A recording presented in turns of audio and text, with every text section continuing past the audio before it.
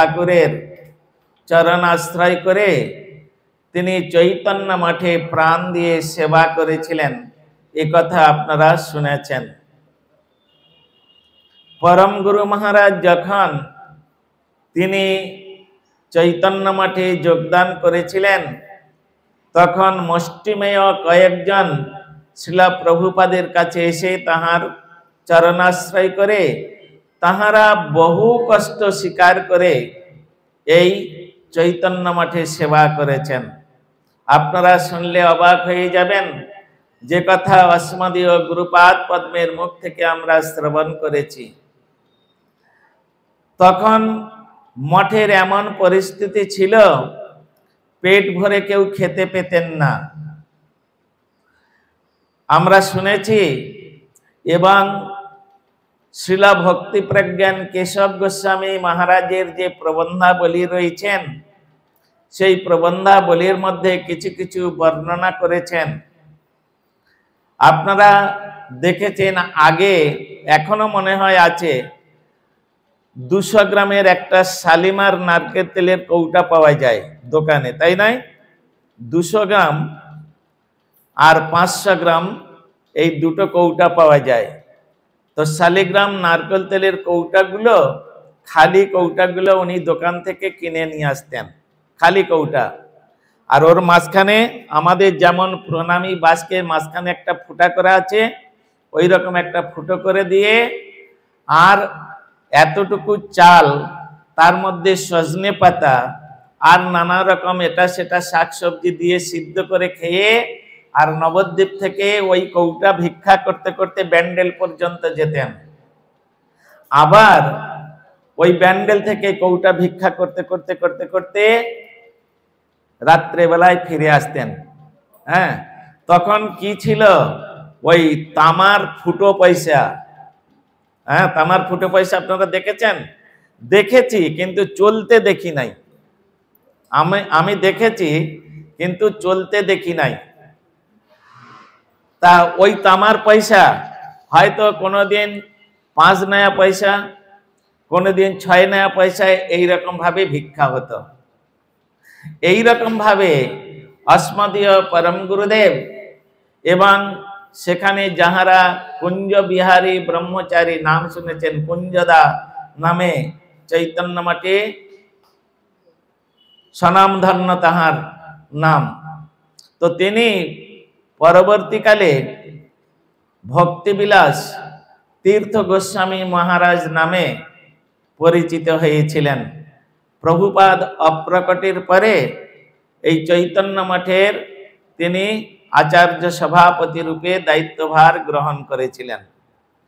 ওনারা সকলেই এই প্রকার ভিক্ষায় চলে যেতেন, সন্ধ্যাবেলায় এসে কৌটাগুলো প্রভুপাদের কাছে দিয়ে দিতেন। তাতে যা হতো তাই দিয়ে তিনি হচ্ছেন এই রকম মঠ চালাতেন প্রভুপাদ। একদিন অস্মদীয় পরম গুরুদেব তিনি প্রভুপাদকে জিজ্ঞাসা করলেন, প্রভুপাদ, আমাদের এই যে আমরা এখানে যে আপনি যে মঠ করেছেন, একটা পাতার কুটির করে একটা সাইনবোর্ড টাঙিয়ে দিয়েছেন, চৈতন্য মঠ। মঠ শব্দের অর্থ হচ্ছে মঠন্তি বসন্তি ছাত্রা। মঠন্তি বসন্তি ছাত্রা, যেখানে এটা হচ্ছে ডিভাইন স্কুল। মঠ মানে ডিভাইন স্কুল।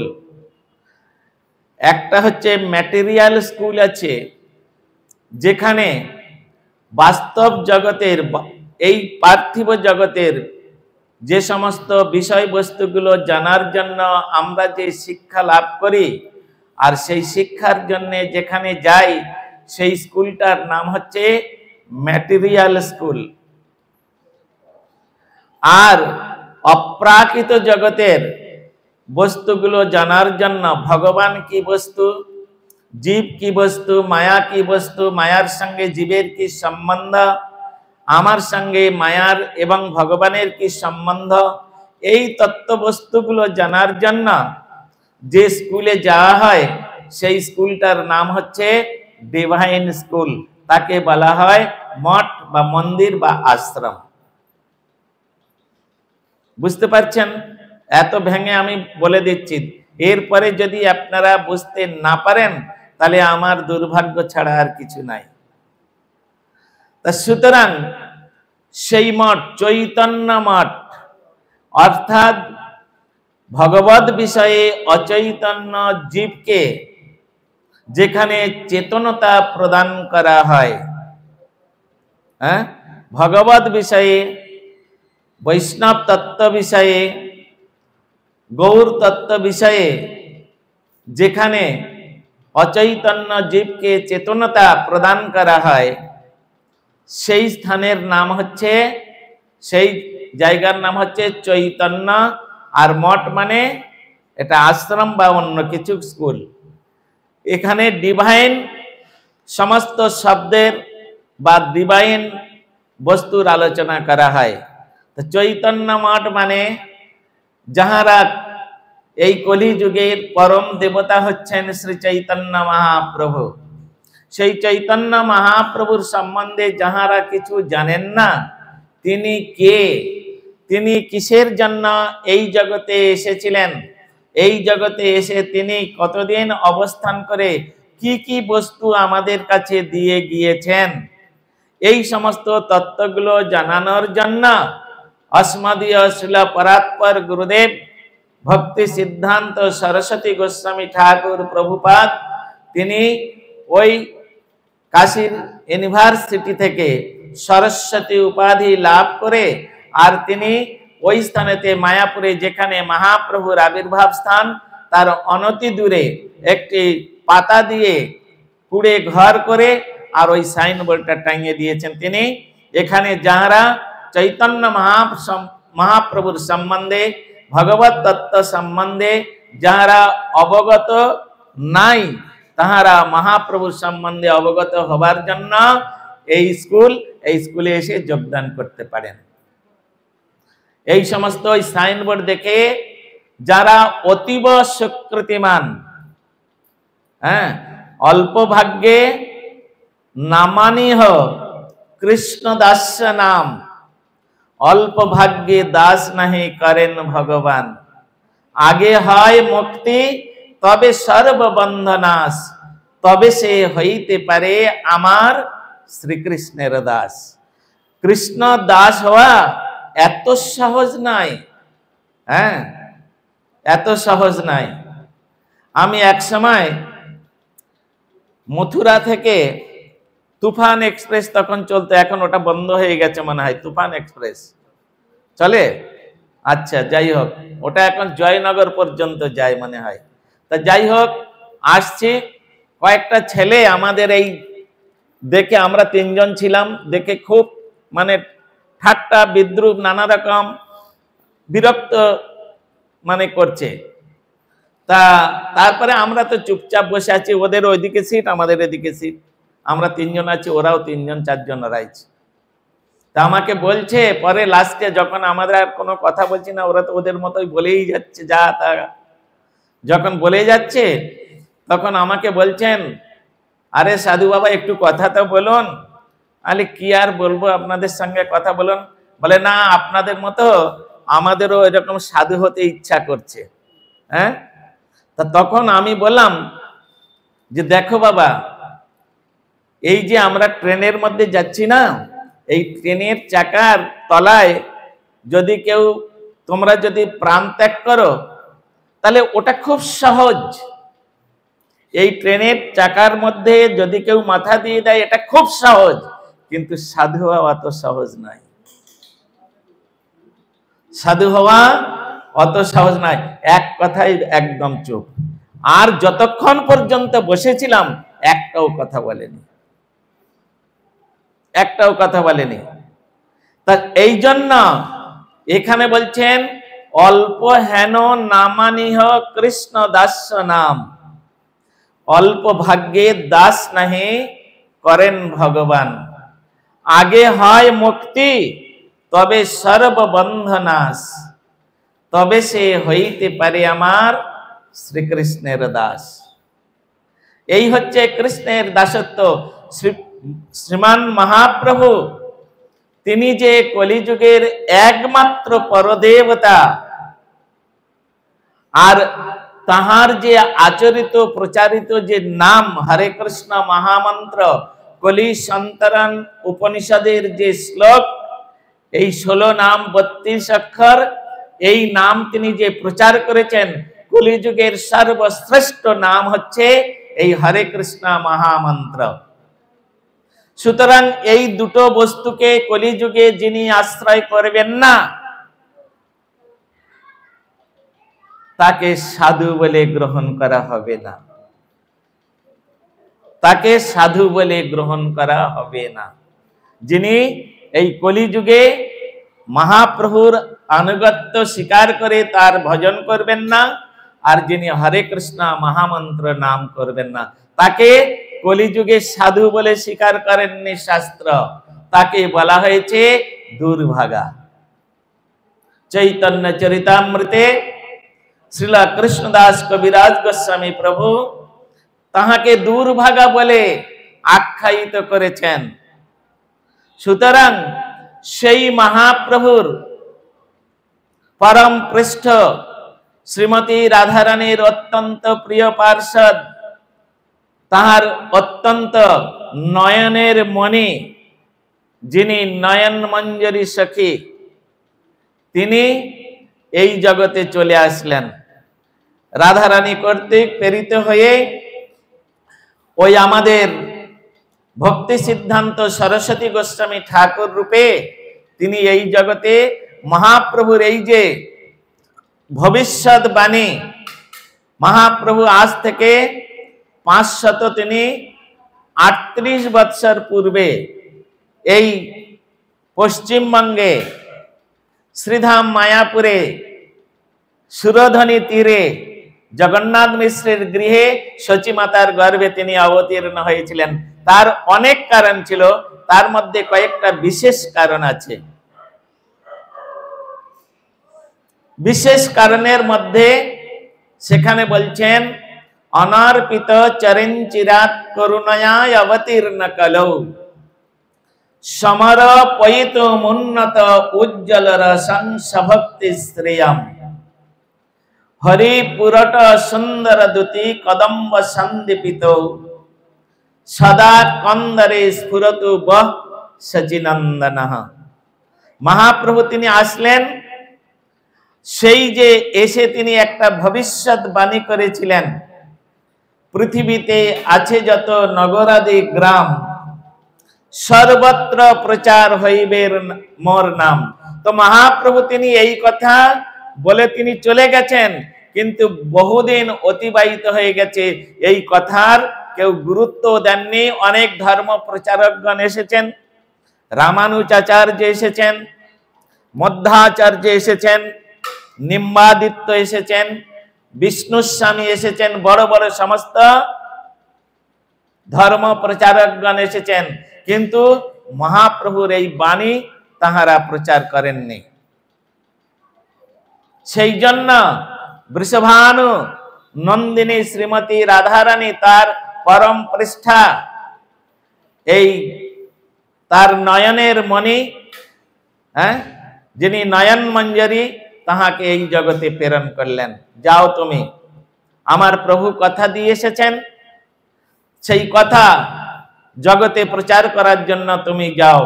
এই জন্য অস্মদীয় শ্রীল প্রভুপাদের প্রণাম মন্ত্রের মধ্যে রয়েছেন, শ্রীবার্ষ ভানবী দেবী দ্বৈতায় কৃপাব্ধয়ে কৃষ্ণ সম্বন্ধ বিজ্ঞান দায়িনে প্রভবে নমঃ। শ্রীবার্ষ ভানবী দেবী দ্বৈতায় কৃপাব্ধয়ে, তার প্রণামের মন্ত্রের মধ্যে এই রকম ভাবে উল্লেখিত করা হয়েছে। তা এখন সেই প্রণাম মন্ত্রের মধ্যে বলছেন শ্রীবার্ষ ভানবী কে? এই শ্রীবার্ষ ভানবী হচ্ছেন বৃষভানু নন্দিনী শ্রীমতী রাধারানী। তাহার দ্বৈত অর্থাৎ অত্যন্ত প্রিয়, একদম খাসখামারার, তাকে প্রেরণ করলেন। তিনি এসে এই জগতে কলিযুগের এই অবস্থা দেখে চৈতন্য মহাপ্রভুর কেউ চেনে না, জানে না। মহাপ্রভু আসার পূর্বে চৈতন্য ভাগবতের মধ্যে শ্রীল বৃন্দাবন দাস ঠাকুর তিনি উল্লেখ করেছেন, বিশ্বহরি নৃত্য করে রাত্রি জাগরণ, মঙ্গলচণ্ডীর নৃত্য করে রাত্রি জাগরণ, বিশ্বহরি পূজে কোনজন। এইরকম ভাবে মঙ্গলচণ্ডীর পূজা করতেন, বিশ্বহরি মানে মনসা পূজা করতেন, নানা রকম দেব দেবতার পূজা করতেন, কিন্তু কৃষ্ণ পূজা কেউ করতেন না, কৃষ্ণ নাম কেউ করতেন না। কেন? সময়টা ছিল মুঘল পিরিয়ড। মুঘল পিরিয়ড, তখন মুসলিম পিরিয়ড ছিল। আর তখনকার নদিয়ার ডিস্ট্রিক্ট ম্যাজিস্ট্রেট ছিলেন সিরাজউদ্দিন মৌলানা চাঁদ কাজী। এই জন্য তাহার ভয়ে কেউ কৃষ্ণ নাম করতেন না। তিনি বলেছিলেন, আমার এই রাজ্যে যিনি কৃষ্ণ নাম করবে তার রাজ্য থেকে বহিষ্কৃত করা হবে অথবা তার শিরচ্ছেদ করা হবে। আর সেই সময় মহাপ্রভু আসলেন। মহাপ্রভু এসে তিনি অন্যায়ের বিরুদ্ধে জিহাদ ঘোষণা করলেন। বারে বা খ্রিস্টান যদি খ্রিস্টানেরা তারা যদি তাদের ধর্ম পালন করতে পারে, মুসলমান যদি তাদের ধর্ম তারা পালন করতে পারে, তাহলে হিন্দুরা কেন হিন্দু ধর্ম পালন করতে পারবে না? এই সমস্ত বিষয়বস্তুগুলো চিন্তা ভাবনা করে মহাপ্রভু অন্যায়ের বিরুদ্ধে জিহাদ ঘোষণা করলেন। আর সঙ্গে সঙ্গে মহাপ্রভু সমস্ত নবদ্বীপবাসীকে নিয়ে তিনি ওই মুসলমান সিরাজউদ্দিন মৌলানা যে চাঁদ কাজী, তাহাকে এমন ভাবে তিনি তাকে দমন করলেন, সেই চাঁদ কাজী মহাপ্রভুর শিষ্যত্ব গ্রহণ করলেন। আপনারা এই কথা সকলে জানেন। চৈতন্য ভাগবতের মধ্যে শ্রীল বৃন্দাবন দাস ঠাকুর সবকিছু সুন্দর রূপে সে কথা বর্ণনা করেছেন। শিষ্যত্ব স্বীকার করলেন এবং বললেন, কি বললেন?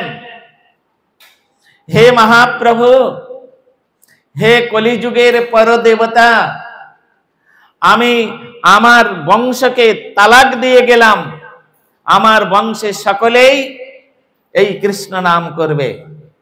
হ্যাঁ, এই কৃষ্ণ নাম করবে। কারণ কলিযুগের দেবতা যে মহাপ্রভু, আর কলিযুগের নাম যে হরে কৃষ্ণ মহামন্ত্র নাম, এটা আমি আজকের নির্ভীক কণ্ঠে স্বীকার করছি, করে আমি বলে যাচ্ছি, যত্র তত্র যেখানে সেখানে আমার আত্মীয়গণ থাকবে, তারা এই নাম করবে। পরবর্তীকালে ওই চাঁদ কাজী যখন তিনি অপ্রকট হয়েছিলেন, তো মহাপ্রভু নিজে হাতে তাকে সমাধি দিয়েছিলেন। হ্যাঁ, এখানে এই যে সনাতন ধর্ম, এটা হিন্দু ধর্ম নয়, এটার নাম হচ্ছে, অরিজিনাল নাম হচ্ছে সনাতন ধর্ম। সদাতন ইতি য সয়েব সনাতন। সবসময় যে ধর্মটা নতুনত্ব বিষয় প্রকাশ করে, তার নাম হচ্ছে সনাতন ধর্ম। এটা হচ্ছে, এই সনাতন ধর্মের কোনো পাস্ট নেই, কোনো ফিউচার নেই, এভরিথিং প্রেজেন্ট, পারফেক্ট, কন্টিনিউয়াস এই ধর্মটা। এই জন্য শ্রীমান মহাপ্রভু তিনি সেই ধর্মের পরদেবতা, তিনি একমাত্র প্রবর্তক এবং পরদেবতা। তা তিনি এসে যখন এই রকম ভাবে ভবিষ্যৎবাণী করে গিয়েছিলেন, অস্মদীয় পরাৎপর গুরুদেব শ্রীল ভক্তি সিদ্ধান্ত সরস্বতী গোস্বামী ঠাকুর তিনি তাহার এই বাক্য সমস্ত জায়গায় ছড়ানোর জন্য তিনি মায়াপুরে মহাপ্রভুর আবির্ভাব স্থানের অনতি দূরে তিনি এই ডিভাইন স্কুল খুলে বসলেন। আর সেই স্কুলে আকর্ষিত হয়ে সমস্ত যত সুকৃতিবান, হ্যাঁ, ওই যে অল্প ভাগ্যে দাস নাহি করেন ভগবান, যারা অতীব ভাগ্যবান, তখন তাহারা ওই স্কুলের মধ্যে প্রবেশ করলেন। আর তার মধ্যে অস্মদীয় পরম গুরুদেব শ্রীল ভক্তি প্রজ্ঞান কেশব গোস্বামী ঠাকুর তিনি একজন, তার মধ্যে সর্বোত্তম। তিনি চৈতন্য মঠের, ওই যে চৈতন্য মঠ, সেখানে তখন তাকে স্টেট ম্যানেজার করে দিলেন প্রভুপাদ। তাই তিনি একদিন প্রভুপাদকে জিজ্ঞাসা করছেন, আমাদের কি শুধু এইটুকু জায়গা, এছাড়া কি আমাদের আর জায়গা নাই? বলে, আছে তো বাবা, কিন্তু সেটা আমাদের দখলে নাই। দেখো এখন মুঘল পিরিয়ড, মুসলমানেরা এটা সমস্ত চাষ করে করে খাচ্ছে, ওরা দখল করে রেখেছে। বলে, তাই নাকি?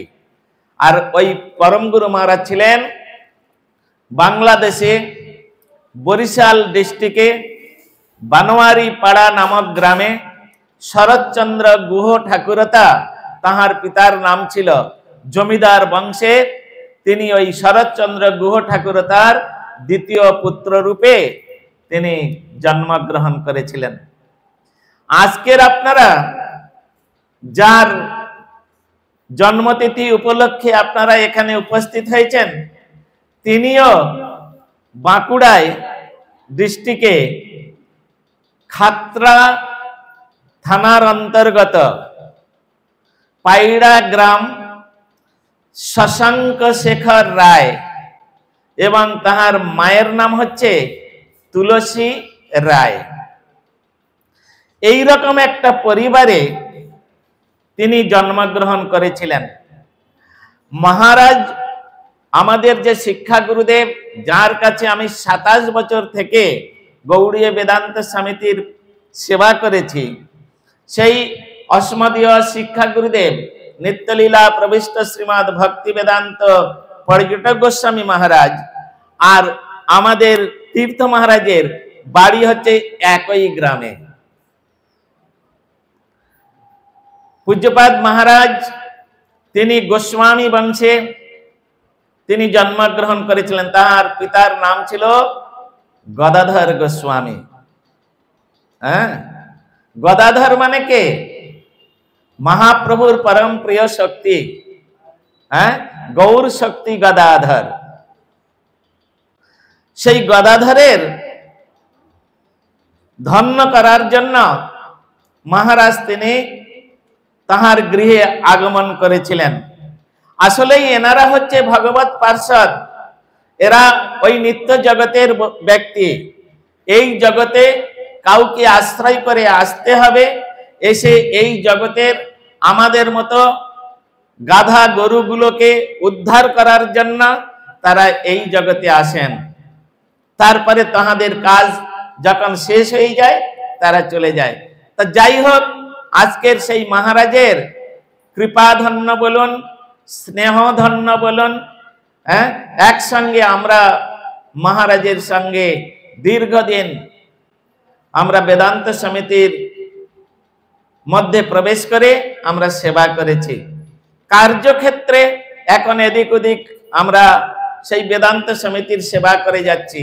উনি মহারাজের কাছে থেকে দীর্ঘদিন তার আমরণ তার সেবা করেছেন, হ্যাঁ, সেবা করেছেন। তাই মহারাজের আশীর্বাদ ধন্য তাহার এই মঠের দায়িত্ব তিনি দিয়ে গিয়েছেন। অদ্যাবীয় তিনি হচ্ছেন তার যে শশাঙ্ক শেখর রায়, তাহারও ইনি হচ্ছেন দ্বিতীয় পুত্র। ইনি হচ্ছেন দ্বিতীয় পুত্র। অস্মদীয় পরম গুরুদেব ছিলেন শরৎচন্দ্র গুহ ঠাকুরতার দ্বিতীয় পুত্র। ইনিও ওই শশাঙ্ক শেখর রায়, সেই রায় পরিবারের ইনিও দ্বিতীয় পুত্র। তা যাই হোক, মহারাজ তাকে অনেক কৃপা আশীর্বাদ করে গেছেন। সে কথা আমাদের শিক্ষাগুরু ভক্তি বিচার ভারতী গোস্বামী মহারাজ তিনি দুপুর বেলায় বলেছেন, আপনারা শুনেছেন। একথা বহুবার বলেছেন মহারাজ, আমরাও তো মহারাজের সঙ্গে ছিলাম, তাই এইরকম ভাবে বলেছিলেন। যাই হোক, সেই যে শরৎচন্দ্র গুহ ঠাকুরতা, শরৎচন্দ্র গুহ ঠাকুরতা তাহার জমিদার বংশে তিনি জন্মগ্রহণ করেছিলেন। তিনি প্রভুপাদকে বললেন মহাপ্রভুর সম্পত্তি এরা লুটে পুটে খাচ্ছে, আর আপনি চুপ করে বসে আছেন। আপনি আমায় একটু আদেশ করুন, মহাপ্রভুর সম্পত্তি কিভাবে মহাপ্রভুর সেবায় লাগাতে হয় ও আমার খুব ভালোভাবে জানা আছে, খুব ভালোভাবে জানা আছে। প্রভুপাদ তখন তাকে আদেশ দিয়ে দিলেন, যাও তোমার যতটুকু কর্তব্য আছে তুমি করো, আমি তোমাকে ফুল পাওয়ার দিয়ে দিলাম। এই বলে একদিন কি করেছেন, ওই তখন তিনি বিনোদ বিহারী ব্রহ্মচারী নামে চৈতন্য মঠে বিশেষ একজন ব্যক্তি নামে, তিনি এই টল ফিগার, লম্বা আর সেই রকম সুন্দর সুস্বাস্থ্য, একদম ধপধপে ফর্সা, রাজপুরুষের মতো, রাজবংশে জন্ম তো, জমিদার বংশে, এই রকম দেখতে। আর উনি একজনকে ধরে সঙ্গে নিয়ে, আর যেখানে মুসলমানেরা সব ধান রুইছিল মহাপ্রভুর সব জায়গা দখল করে, দুজনকে ধরে এনেছে। ধরে এনে আপনারা চৈতন্য মঠে যাবেন, দেখবেন ভক্তি বিলাস তীর্থ গোস্বামী মহারাজের সমাধি মন্দির, অথবা দেখবেন শ্রীলা প্রভুপাদের ভজন কুটির। সেই কুটিরের কাছে একটি কাঁঠাল গাছ রয়েছে, আর সেই কাঁঠাল গাছের গায়ে দুজনকে আচ্ছা করে দড়ি দিয়ে বেঁধেছেন, বেঁধে আর একবার সপাসপ করে চাবুক, কিরে খুব মহাপ্রভুর জায়গাগুলো চষে মশে খাচ্ছিস, প্রভুর সেবায় তো কিছু দিস না। এই বলে দু চার ঘা দিতে তারা তখন একেবারে খুব সুন্দরভাবে ওই বিনোদদার কাছে প্রার্থনা করলেন, আপনাদের ছেড়ে দিন, মারবেন না, আমরা কিছু কিছু এবার থেকে দিব, বলে মনে থাকে যেন। আর যারা মহাপ্রভুর এইরকম সম্পত্তি চষে বসে খাচ্ছে, দখল করে খাচ্ছে, তাদেরকে বলে দিবি, তা না হলে বিপদ আছে তোদের। এই বলে এমনকি এই সমস্ত কাজ করার জন্য, মহাপ্রভুর সম্পত্তি রক্ষা করার জন্য তিনি অ্যারেস্টেড হয়ে গিয়েছিলেন কৃষ্ণনগর থানাতে।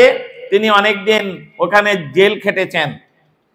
মহাপ্রভুর সম্পত্তি রক্ষার জন্য তিনি এত কষ্ট করেছেন। তা সেই ব্যক্তির এই কষ্ট দেখে, এত কিছু দেখে অস্মদীয় পরাৎপর গুরুদেব শ্রীল ভক্তি সিদ্ধান্ত সরস্বতী গোস্বামী ঠাকুর তার এই সেবাবৃত্তি দেখে তাকে নাম দিলেন কৃতি রত্ন। কৃতি মানে, কৃতি কাকে বলা হয়?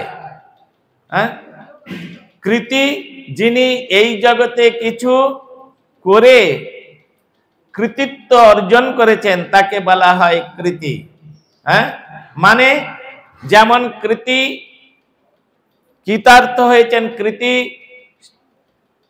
সেবা করে যিনি কৃতার্থতা লাভ করেছেন, যেমন য কীর্তি সজীবতী, যিনি জগতে কিছু কীর্তি রাখতে পেরেছেন তার সেই কীর্তি অনুসারে তার নাম হয়েছে কৃতি রত্ন। এটা হচ্ছে উপাধি। রত্ন মানে একটা সুন্দর কোন স্টোন, তাই না? রত্ন একটা স্টোন, এবং সেই স্টোনটা কিরকম? বহু মূল্যবান স্টোন। তাহলে রত্ন, কৃতি রত্ন, সেবায় যিনি একদম পরিপক্ক, সর্বশ্রেষ্ঠ সেবার অধিকার যিনি প্রাপ্ত হয়েছেন তাকে উপাধি দিয়েছেন কৃতিরত্ন। আর সেই কৃতিরত্ন নামকে প্রকাশ করার জন্য তাহার অন্তরঙ্গ ব্যক্তি অস্মদীয় শিক্ষা গুরুদেব নিত্যলীলা প্রবিষ্ট শ্রীমদ ভক্তি বেদান্ত পর্যটক গোস্বামী মহারাজ সেই প্রভুপাদের প্রদত্ত তাহার গুরুদেবের যে উপাধি, সেই উপাধিটাকে জগতে প্রকাশ করার জন্য তিনি এই মঠের নামকরণ করেছিলেন কৃতিরত্ন গৌড়ীয় মঠ। আজকের যদি এই স্থানেতে এই মঠ না হতো তাহলে আপনারা এত সুন্দর হরিকথা কোথায় শুনতেন? কার কাছে? নবদ্বীপে গিয়ে তো সবসময় শোনা সম্ভব নয়। আজকের যে দুর্গাপুরবাসী ভক্তবৃন্দ তারা এত সুন্দর একটা নাট্য মন্দিরের মধ্যে বসে এত সুন্দর একজন হরিকথা শ্রবণ করছেন, এত সুন্দরভাবে তারা এই পরিবেশে তারা এসে নানা রকম তাদের লাইফটাকে সম্পূর্ণ চেঞ্জ করে দিয়ে, তারা যে একটা মানে পচা নোংরা ড্রেনের মধ্যে হাবুডুবু খাচ্ছিল, সেখান থেকে তারা উত্তীর্ণ হয়ে এই রকম সুন্দর পরিবেশে এসে তারা ভগবানের কথা শ্রবণ করছেন বা আমরা যে শ্রবণ করছি। আজ যদি সেই মহাপুরুষ তিনি এখানে এসে এই মঠ স্থাপন না করতেন তাহলে আমরা কোথায় থাকতাম? অবশ্য এই মঠ আপনারা জানেন কি জানেন না, আমার তো বা বিশ্বাস করবেন কি করবেন না ওটা তো পরের কথা। এখানে দু একজন ব্যক্তি এখনো আছেন, যেমন আমাদের পুরনো একজন এখানে মা আছেন, রক্ষিত মা। উনি খুব পুরানো, এখানে একবারে প্রথম থেকে উনি জানেন।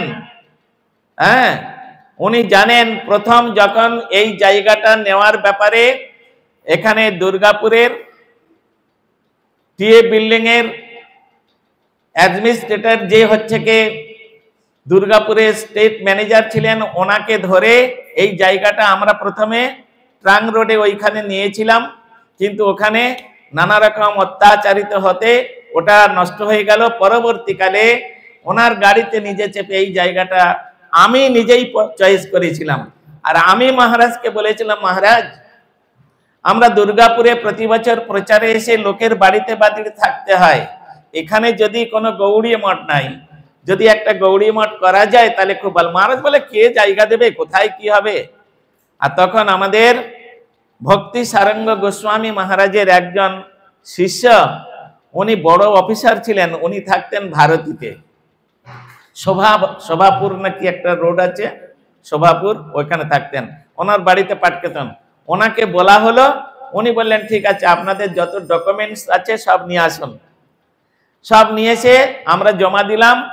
1991-এ আমরা 1990-তে ডকুমেন্টসগুলো জমা দিলাম।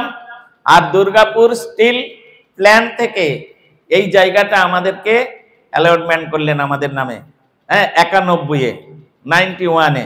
আর 92-এ আমরা ওই যে অ্যাসবেস্টার ঘর আছে দেখছেন, ওই ঘরটা তৈরি করে দিয়ে আর মহারাজ প্রচারে চলে গেলেন আমাকে রেখে দিয়ে। মহারাজ বললেন তুই এখানে থাক, তুই দেখাশোনা কর, ভিক্ষা টিক্ষা কর, এটা সেটা কর, নানা রকম এই সমস্ত। আপনারা বিশ্বাস করবেন না, রক্ষিত মা দেখেছেন ওখানে একটা বড় আম গাছ ছিল, কিছুই ছিল না। রাত্রে বেলায় ঝরঝর করে বৃষ্টি হচ্ছে, ছাতা মাথায় দিয়ে ইট পড়েছে, সেই ইট পাহারা দিচ্ছি, লোকে নিয়ে চলে যাবে, ফাঁকা জায়গা, রড আছে। এই রকম ভাবে ওনার কাছ থেকে কয়লা চেয়ে নিয়েছে, উনুন চেয়ে নিয়েছে, রান্না করে ঠাকুরের ভোগ দিয়েছি, এই রকম করেছি।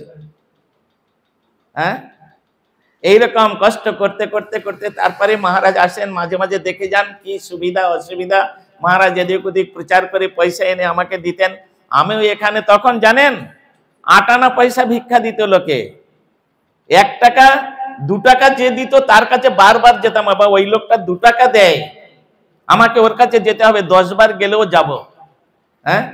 ওখানে ওই পাশে এইরকম ভাবে করে ওইখানে পাঠ, ওইখানে কীর্তন, ওইখানে ছোট যে ঘরটা আছে ঠাকুর বসিয়ে, আর ওইখানেতে পাঠ কীর্তন হয়ে যাবে, রাত্রেবেলা সব ভক্তরা চলে যাবে, তারপরে রান্না হবে, তারপরে ঠাকুরের ভোগ লাগবে, তারপরে আমরা প্রসাদ পেয়ে ওর মধ্যেই বিশ্রাম। এই রকম ভাবে করতে করতে করতে করতে তারপরে মহারাজ তিনি প্রচুর পরিশ্রম করে একে ওকে ধরে, প্রথম থেকে এই তীর্থ মহারাজ, আর একজন আমার গুরু ভাই ছিলেন, তার নাম ছিল সচিনন্দন প্রভু, পরবর্তীকালে তার নাম হয়েছে পদ্মনাভ মহারাজ। তো তিনি তো স্বধামে চলে গেছেন। যাই হোক, তিনিও মঠের জন্য অনেক পরিশ্রম করেছিলেন। তারপরে অনেক আছে, উত্তম প্রভু ছিলেন, আর সন্দীপ প্রভু ও অনেক করেছে এই মঠের জন্য। তো এইভাবে আজকের এই মঠ গড়ে উঠেছে। এই জন্য মহারাজের পাশে সর্বদাই, সদা সর্বদাই আমি আর তীর্থ মহারাজ থেকে মহারাজের একজন ডান হাত একজন বাঁ হাত রূপে সর্বদাই মহারাজের কাছে থেকে আমরা সেবা করেছিলাম। তো এই সমস্ত ব্যাপার এখানে রয়েছে। কৃতিরত্ন গৌড়ীয় মঠ, আর সেই মঠের দায়িত্ব এখন তীর্থ মহারাজ। তিনি তীর্থ মহারাজ যখন সন্ন্যাস নিচ্ছেন, হ্যাঁ, তখন আমি মহারাজকে বললাম, মহারাজ যখন সন্ন্যাস গ্রহণ করেননি তার পূর্বে থেকে উনি কি করতেন, ভক্তদের নিয়ে তীর্থে যাবার ওনার খুব মানে উৎসাহ, প্রচন্ড উৎসাহ। তা আমি তখন বললাম, মহারাজ আপনি যখন মহারাজ হচ্ছেন, বিশ্বক সেন প্রভু, তা আপনি যখন হচ্ছেন তখন এক কাজ করুন, আপনার নামটা থাক তীর্থ মহারাজ। হ্যাঁ, তীর্থে ভ্রমণ করান। হ্যাঁ, এই জন্য উনি তীর্থ মহারাজ। তা মহারাজ সেই প্রচুর পরিশ্রম করেছেন মঠের জন্য, আজও পর্যন্ত তিনি অক্লান্ত পরিশ্রম করে গুরু মহারাজের এই স্মৃতিটা রক্ষার জন্য তাহার প্রচুর পরিশ্রম করে অক্লান্ত। হ্যাঁ, কিছু নেগেটিভ কিছু পজিটিভ পরিবেশে, হ্যাঁ, কিছু অনুকূল কিছু প্রতিকূল পরিবেশে থেকেও তিনি এই মঠে দায়িত্বভার গ্রহণ করে আজও পর্যন্ত স্মৃতিচারণ করে যাচ্ছে। এই জন্য শ্রী বিনোদ বিহারী মহাপ্রভু এবং গুরু বৈষ্ণবের তরফ থেকে তাকে তিনি অশেষ ধন্যবাদের পাত্র। তাকে গুরু বৈষ্ণবগণ প্রচুর কৃপা করুন, মহাপ্রভু কৃপা করুন, বিনোদ বিহারী কৃপা করুন। এইরকম উৎসাহর সহিত তিনি মঠ পরিচালনা করুন, সমস্ত বৈষ্ণবগণের সেবা করুন, গুরু বৈষ্ণবদের সম্মান করুন, সবাইকে নিয়ে তিনি সুন্দরভাবে চলুন। এই আশা, এই আকাঙ্ক্ষা, এই প্রার্থনা করে মহাপ্রভুর চরণে আমরা তার জন্য প্রার্থনা জানাচ্ছি। তো কথা হচ্ছে গুরু বৈষ্ণবের গুণগান, বলছেন বৈষ্ণবের গুণগান করিলে জীবের ত্রাণ। আমি প্রথমেই বলেছি ঈশ্বরের জন্মতিথি যেহেন পবিত্র, বৈষ্ণবের জন্মতিথি হয় সেই মতো। ক্রমে ক্রমে সেও তো হইবে বৈষ্ণব, কথাটা চৈতন্য চরিতামৃতের মধ্যে বলা আছে। মাতৃগর্ভে থেকে পড়ে সঙ্গে সঙ্গে সে বড় অফিসার হতে পারে না, হ্যাঁ, সে বৈষ্ণব হতে পারে না। তার জন্য তাকে সাধন ভজন করতে হবে, তার জন্য তাকে কায় ক্লেশ পরিশ্রম করতে হবে। আর তারপরে ধীরে ধীরে ধীরে ধীরে ধীরে ধীরে সে এক সময় এমন একটা স্টেজে পৌঁছে যাবে, তখন তাকে ওই বলেছেন মহাজনী মহাজন যে পথে করেছেন গমন, হয়েছেন প্রাতঃস্মরণীয়, সেই পদ লক্ষ্য করে স্বীকৃতি ধ্বজা ধরে আমরাও হব বরণীয়। জগতের কাছে প্রতিষ্ঠিত হতে চাইলে তোমাকে প্রথমে নিচু হতে হবে, হ্যাঁ, তোমাকে ডাউন হতে হবে। এবং সেই নিচু হতে হবে, ডাউন হতে হবে কোথায়? যেখানে সেখানে নয়। যারা অজিতেন্দ্রিয় ব্যক্তি তাদের কাছে যদি আপনি নত হন, তাহলে আপনাকে কুকুরের মতো ছিঁড়ে খেয়ে ফেলবে। যারা অজিতেন্দ্রিয় ব্যক্তি, যাহারা জিতেন্দ্রিয় ব্যক্তি, তাদের কাছে নত স্বীকার করতে হবে। তাদের আশীর্বাদে, তাদের প্রচেষ্টায়, তাহাদের সুনামে কি হবে? আমি বড় হতে পারবো। একটা কথা আছে না, আপনারে বড় বলে বড় সেই নয়, হ্যাঁ, লোকে যারে বড় বলে বড় সেই হয়। তাহলে নিজে নিজে বড় হব, এটা তো মূর্খেরা এই রকম চায়। আমি নিজে বড়, আমাকে সবাই সম্মান করো, হ্যাঁ। আর গুরু বন্দনার মধ্যে সেখানে ঠাকুর শ্রীল ভক্তি বিনোদ বলছেন, সকলে সম্মান করিতে সকতি দেহনাথ যথাযথ, তবে তো গাহিব হরি নাম সুখে অপরাধ হবে হত। তুমি যদি নিচু হও, ফলবন্ত বৃক্ষ আর গুণবন্ত জন, নম্রতা স্বভাব তার হয় অনুক্ষণ। যে গাছে প্রচুর ফল হয়, সেই বৃক্ষের ডালগুলো নিচের দিকে ঝুঁকে থাকে, দেখবেন, তাই নয়? আবার যে গাছের কোনো ফল নেই, সে তো ডাল উঁচু করে, মাথা উঁচু করে থাকে। ওই রকম গুণবান ব্যক্তি, তার সবসময় নম্রতা ভাব থাকবে, হ্যাঁ, গুরু বৈষ্ণবের কাছে। গুরু বৈষ্ণবের কাছে নম্রতা স্বীকার করলে তখন গুরু বৈষ্ণবের আশীর্বাদটা এমন একটা জিনিস, আর বৈষ্ণবের এমন একটা ক্ষমতা আছে। আমাদের দেবকী নন্দন দাস তিনি তার লেখনীর মধ্যে লিখেছেন, ব্রহ্মাণ্ড তারিতে শক্তি ধরে জনে জনে, সব মুখস্থ করে রেখেছি, কিন্তু ওটা আমরা পালন করব না, বুঝলেন? পালন করতে গেলে আমি ছোট হব, বাবা আমি এতদিন থেকে মঠে আছি, এত বড়, ও কালকের মঠে এসেছে, ওর কাছে আমি নত হব? এই তো আমাদের অবস্থা। গুরুদেব কৃপা বিন্দু দিয়া করো এই দাসে তৃণাপেক্ষাবতী হন। এখানে বসে কীর্তন করছি, আর এখান থেকে উঠে গিয়ে সঙ্গে সঙ্গে তুই আমার থেকে বেশি জানিস? হ্যাঁ, এই তো আমার অবস্থা। তো আমি ওই গুরু বৈষ্ণবের কৃপা আশীর্বাদ কি করে পাবো? গুরুজনদের আশীর্বাদটা কি করে পাবো? বৃষ্টি তো সব জায়গায় হয়, আকাশে বৃষ্টি যখন হয় সব জায়গায় হয়, নদীতে হয়, সমুদ্রে হয়, পুকুরেও পড়ে বৃষ্টি, ছাদে পড়ে বৃষ্টি, উঠানে পড়ে বৃষ্টি। যখন বৃষ্টি থেমে যায় দেখা যায় ছাদেও এক ফোঁটা জল নাই, রাস্তার উপরেও নাই, পুকুরে কিছু আছে, নদীতে কিছু আছে, সমুদ্রে অনেক আছে। বলে কেন? ব্যাপারটা কি? ছাদ যদি বলে আকাশটাকে নিষ্ঠুর, আমার উপরে একটু বৃষ্টি দিল না, এটা কোনোদিন সম্ভব? কেন? সব জায়গায় সমানভাবে বৃষ্টি হয়েছে, তাহলে ছাদে বৃষ্টির জল নাই কেন? তার ধরে রাখার ক্ষমতা নাই, আধার নাই। হ্যাঁ, আধার নাই। ভগবানের কৃপা, গুরু বৈষ্ণবের কৃপা ওই রকম ভাবে সর্বত্রই বর্ষিত হচ্ছে, কিন্তু সেই কৃপাটা, তাহাদের আশীর্বাদটা ধরে রাখার মতো আধার আমার নাই। যার জন্য এখানে কৃপাবিন্দু দিয়া করো এই দাসে তৃণাপেক্ষাবতী না, ওখানে আমি বলছি আমার থেকে তুই বেশি জানিস। কেন? গুরু বৈষ্ণবের কৃপাটা আমরা বুঝতে পারি না, তাদের স্নেহ প্রীতি ভালোবাসা এটা আমরা হৃদয়ঙ্গম করতে পারি না, যার জন্য আমাদের এই সমস্ত অবস্থা। বৈষ্ণব জগৎটা হচ্ছে আনুগত্যের জগৎ, শরণাগতের জগৎ, এবং সেই শরণাগতটা হবে আনকন্ডিশন, যেখানে কোনো কন্ডিশন নাই। যেখানে কন্ডিশন আছে সেখানে তো বেনিয়াগিরি হয়ে গেল, আমি তোমাকে পয়সা দিচ্ছি, তুমি আমাকে তার বদলে কিছু জিনিস দাও, এরকম তো নয়। এটা আমার চেষ্টা, আমার উৎকণ্ঠা, আমার দৈনতা, আমার চাহিদা দেখে গুরুপাদ পদ্ম বৈষ্ণবগণ আমাকে সমস্ত কিছু প্রদান করবেন। যে কথা গীতার মধ্যে বলেছেন, তদ্বৃদ্ধি প্রণিপাতেন পরিপ্রশ্নেন সেবয়া উপদেক্ষন্তি তে জ্ঞানং জ্ঞানিনা তত্ত্বদর্শিনঃ।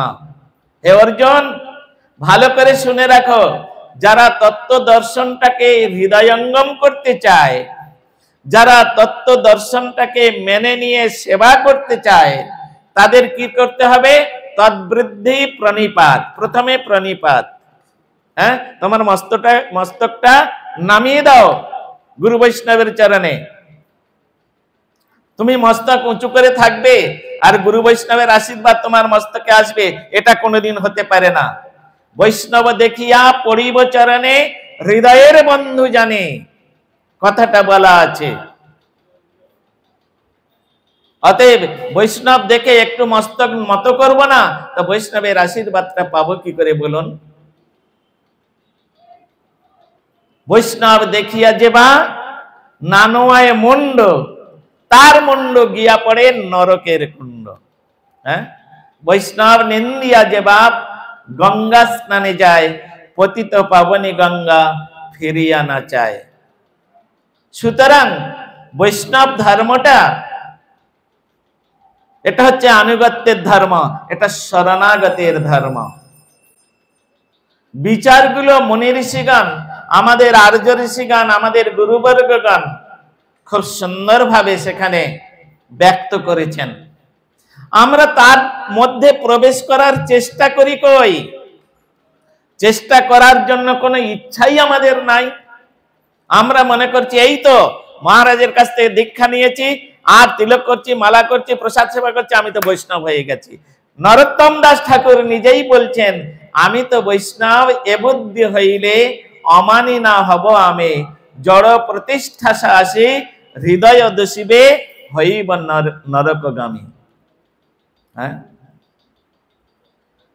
বৈষ্ণব হইতে মনে বড় ছিল সাদ, ত্রিনাদপি শ্লোকেতে পড়ে গেল বাদ।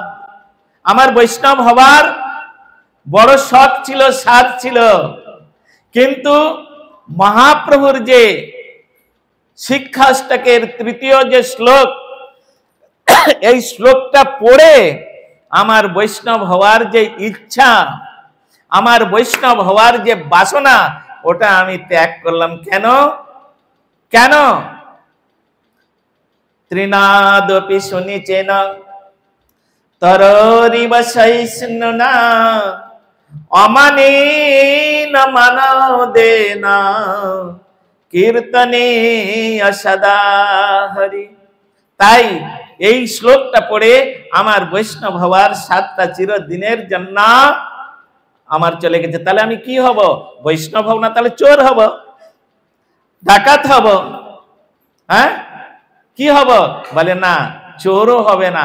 মহাপ্রভুর এই শ্লোক যদি কেউ হৃদয়ঙ্গম করতে পারে, তার বৈষ্ণব হওয়ার বাসনাটা গেছে, কিন্তু তার মনের মধ্যে একটা নবরূপের বাসনা তার হৃদয়ের মধ্যে প্রকাশিত হয়েছে। সেটা কি? আমি যেন জন্ম জন্মান্তরে বৈষ্ণবের দাসানুদাস হয়ে থাকতে পারি। আমি বৈষ্ণব হতে চাই না। নরোত্তম দাস ঠাকুরের মতো ব্যক্তি, তিনি বলছেন, আমি তো বৈষ্ণব এ বুদ্ধি হইলে অমানি না হব আমি, জড় প্রতিষ্ঠাতা আসি হৃদয় দোষিবে হইব নরকগামী। কত সুন্দর নরোত্তম দাস ঠাকুর, হ্যাঁ, যিনি এত সমস্ত, যিনি মহাপ্রভুর অত্যন্ত প্রিয় পার্ষদ, মহাপ্রভু যার জন্য প্রেম সংগচ্ছিত করে রেখে গিয়েছেন, নরোত্তম এসে এই প্রেম উদ্ঘাটন করবেন, তিনি বলছেন এ কথা। আর আমরা আজকের দীক্ষা নিয়ে কালকের বলছে, আরে আমার মতো বৈষ্ণব আর কেউ আছে না, জানিস আমি রোজ 3 লক্ষ করে হরিনাম করি। বাবা, তুমি তো হরিদাস ঠাকুরের থেকে বড় হয়ে গেছো। হ্যাঁ, যে করবে হরিনাম, সে কোনোদিন বলবে আমি ভজন করি? যার অর্থ আছে, ধন আছে, সে কি লোকের কাছে ঢাক পিটাবে? জানো আমার ব্যাংকে 3 লাখ টাকা আছে, আমার 1 কোটি টাকা আছে, আমার এটা আছে, আমার ওটা আছে, বলবে? হ্যাঁ, তাহলে এই পার্থিব জগতের ধন যার আছে, সে লোকের কাছে গিয়ে বেড়ায় না। আর অপ্রাকৃত জগতের ধন যদি কেউ পায়, সে কি গান গেয়ে বেড়াবে? জানো আমি 1 লক্ষ হরিনাম করি, আমি 2 লক্ষ হরিনাম করি, আমি 3 লক্ষ, আমি 4 লক্ষ। আমার মতো এইরকম হরিনাম কেউ করতে পারে নাকি? হ্যাঁ, আসলে ও কিছুই করে না। হ্যাঁ, কিছুই করে না।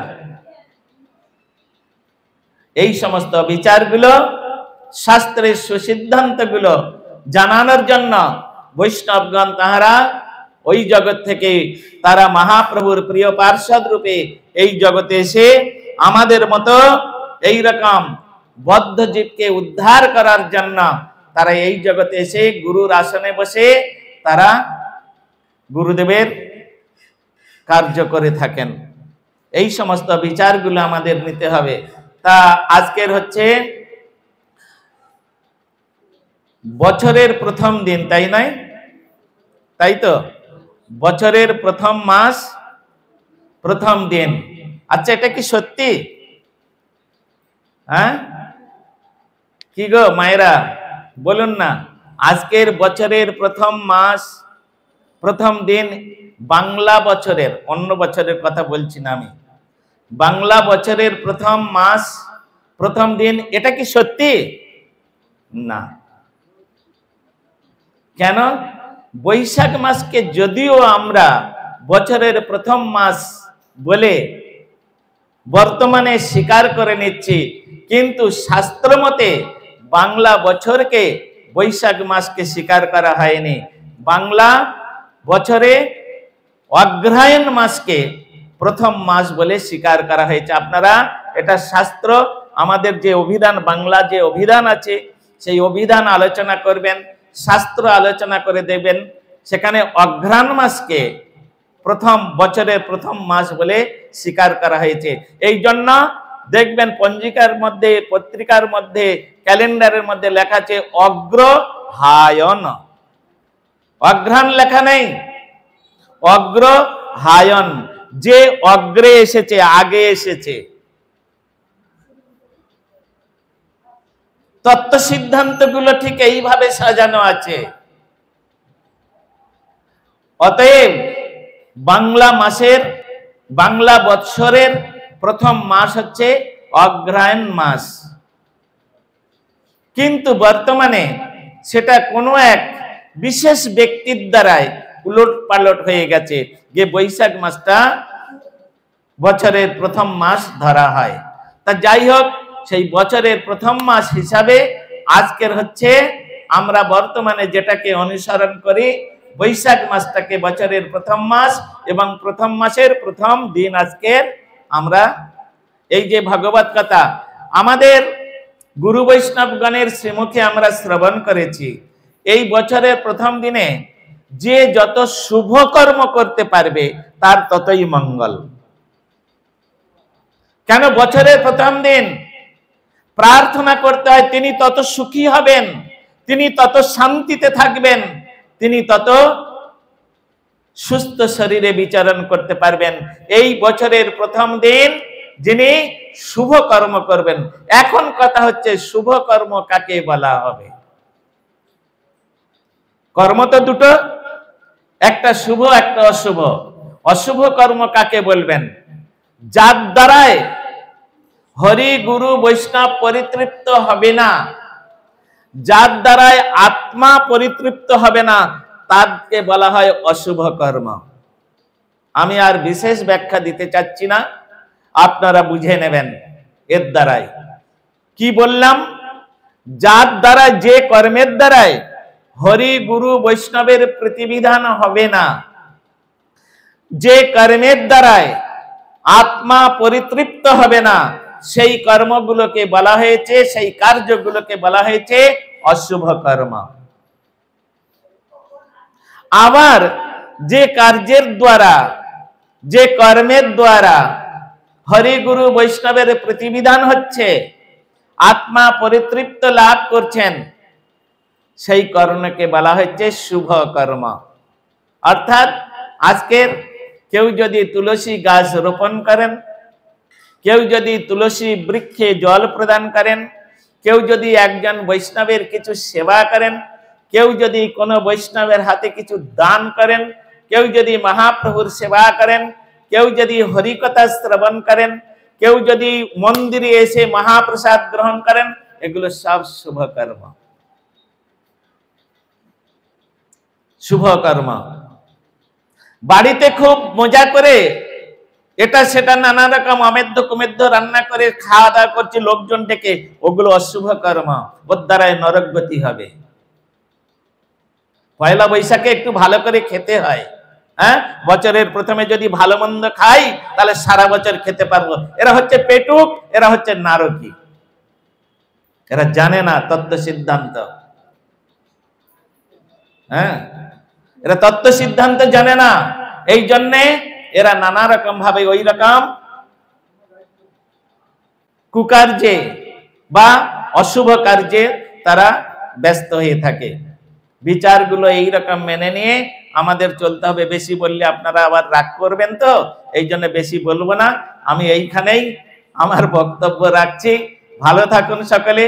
এই শুভ বৎসর, শুভ মাস, শুভ দিন আপনাদের শুভ এবং শান্তিতে কাটুক, সারা বৎসর সুখে থাকুন, এটাই মহাপ্রভুর চরণে প্রার্থনা করে। বিশেষ করে আজকে যারা এই অবিদ্যা হারান নাট্য মন্দিরে মহাপ্রভুর সামনে বসে যারা মহাপ্রভুর কথা শ্রবণ করেছেন, আমি তাদের জন্য যতটুকু সময় শ্রবণ করেছেন তাদের জন্য আমি মহাপ্রভুর চরণে প্রার্থনা করব, হে মহাপ্রভু, এরা অন্তত কিছুক্ষণের জন্য তোমার কথা শ্রবণ করেছে, তুমি এদের প্রতি প্রসন্ন হয়ে একটু কৃপা আশীর্বাদ করুন।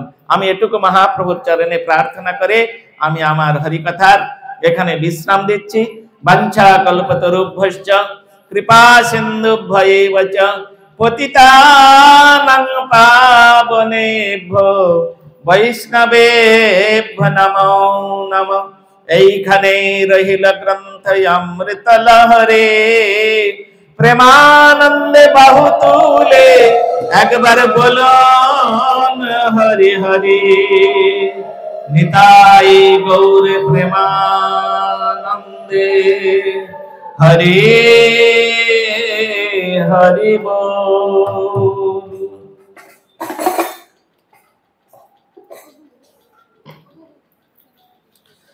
হরে কৃষ্ণ।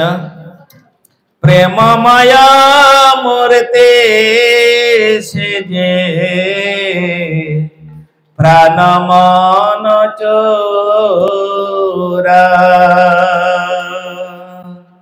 প্রেমময় মূর্তে সেজে প্রাণ মন প্রেমময় মূর্তে সেজে প্রাণ মোহন চোরা, প্রেমময় মূর্তে সেজে প্রাণ মোহন চোরা। হাসি মাখা মুখ খানি নাম তার গোরা, হাসি মাখা নাম তার গোরা। প্রেমময় মূর্তি সেজে প্রাণ মন চোরা, প্রেমময় মূর্তি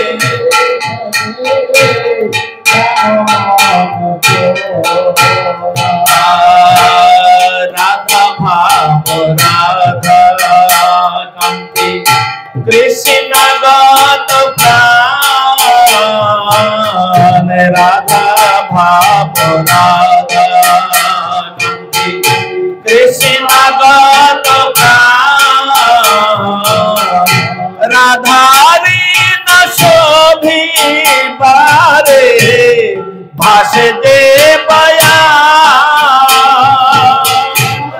রাধারি না শোভি পারে ভাসে যে পায়া। শ্রী রাধার ভালোবাসা আসাদন তারে, প্রেমময় কৃষ্ণ সেজে গোরা রূপ ধারে। রাম হরি রাম রাম রাম, সকলে বলুন, হাতে তালি দিয়ে বলুন, হরে রাম হরে রাম রাম রাম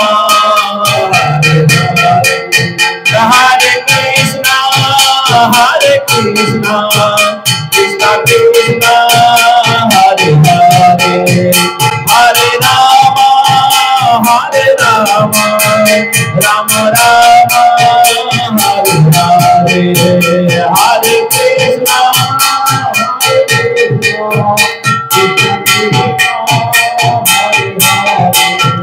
হরে রাম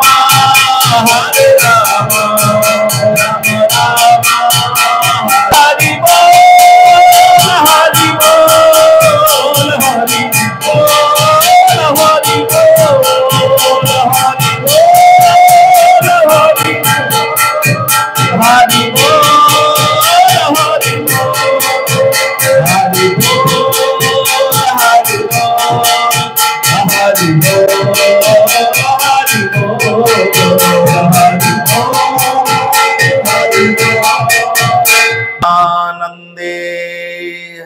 হরি বল।